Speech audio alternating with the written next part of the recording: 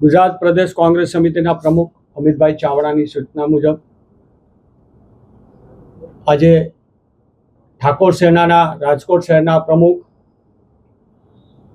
અને એક ઓબીસી આગેવાન કે પ્રજાની વચ્ચે રહી સમૂહ લગ્નથી લઈ દર વર્ષે દીકરીઓને પરણાવવા સહિત અને કોળી સમાજના આગેવાન હાલના વોર્ડ નંબર 4ના કોર્પોરેટર કંકુબેન ઉદરેજાના દેહ રણછોડભાઈ ઉદરેજા અને તેમના સાથી મિત્રો સાથે આજે કોંગ્રેસમાં પ્રવેશ લઈ રહ્યા છે અને આજે એમને પ્રવેશ દેવામાં આવ્યો છે.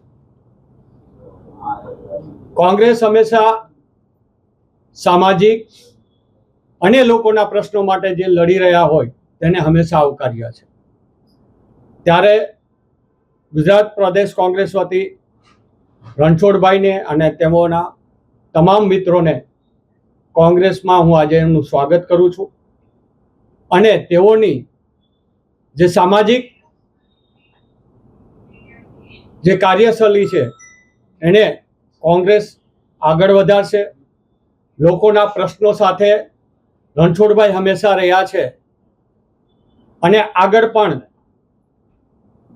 કોંગ્રેસની સાથે જોડાઈ અને લોકોના કાર્ય કરશે. તે હેતુસર આજે ફરીથી હું કોંગ્રેસ વતી તેઓનું સ્વાગત કરું છું. આગળના દિવસોમાં આ જ રીતે જે ભાજપના અન્યાયથી અને આજે જે રીતે આ દેશની અંદર માહોલ થઈ રહ્યો છે, જે આપણા બાળકોનું ભવિષ્ય આજે અંધકારમય થઈ રહ્યું છે, ત્યારે લોકો હવે ધીમે ધીમે ભાજપનો અસલી ચહેરો છે એ જાણી ગયા છે અને આગલું ભવિષ્ય આપણા બાળકોનું શું હોવું જોઈએ અને એ કોણ આ દેશનું અને બાળકોનું ભવિષ્ય કરી શકે તેને ધ્યાનમાં રાખીને કોંગ્રેસમાં જોડાઈ રહ્યા છે. અને આપના માધ્યમ દ્વારા ગુજરાતના તમામ લોકોને અમે આહવાન કરીએ છીએ કે દેશના હિત માટે જેમ ગાંધીજી, સરદાર વલ્લભભાઈ પટેલ જે રીતે લડ્યા હતા, નહેરુજી, એ જ રીતે આપણે સૌએ ફરીથી આપણા દેશને બચાવવા માટે સાથે મળીને લડવાનું રહેશે. ત્યારે અમો આપ સૌનું સ્વાગત કરવા માંગીએ છીએ જે આ દેશના હિત માટે કાર્ય કરવા માંગે છે તેઓ.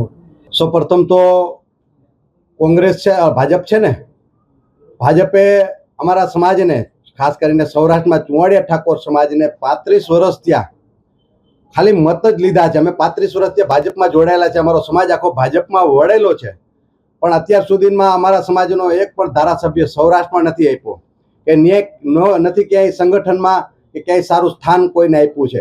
કેવલ ને કેવલ અમારા સમાજનું ખાલી મત જ લીધા છે અને સભાને સંમેલનો હોય એમાં સંખ્યાની ચિંતા કરીને અમારા સમાજને જારે જોડે રાખ્યો છે. એટલે એ કારણસર હવે આવનારા પેઢીમાં હવે અમે પણ અમારી ઉંમર થઈ ગઈ છે, એટલે એ આધારે જોઈને હવે અમે કેટલોક ટાઈમ ભાજપની રાહ જોશું કે અમને આજ આપે કાલ આપે અમારા સમાજને. એટલે સમાજના સુખાકારી આપણે દુઃખ દૂર કરી અને સમાજની સારી દિશા દેખાડવા માટે આવનારા સમયની અંદરમાં સમાજને સારી દિશા દેખાડવા માટે અમે કોંગ્રેસમાં જોડાયા છે.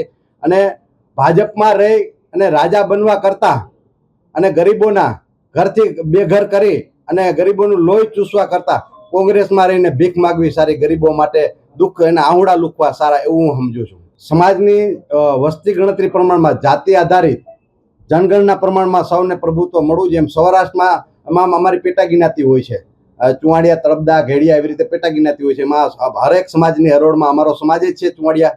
પણ ચુવાડિયા સમાજને સૌરાષ્ટ્રમાં એક ટિકિટ આપવામાં નથી આવી, નથી કે પદ કે હોદ્દા કોઈ વસ્તુ આપવામાં નથી આવી. એના કારણસર અમે આવનારા સમયમાં એક સંમેલન બોલાવશે ને એમાં સમાજ બધું જોડાશે. અત્યારે તમે મુખ્ય આગેવાનોથી જ અમે જોડાયા છીએ. આવનારા સમયમાં અમે તમને વેલાર બધું કંઈક ને કંઈક મહેશભાઈને આશીર્વાદથી અમે કંઈક ને કંઈક કરશે.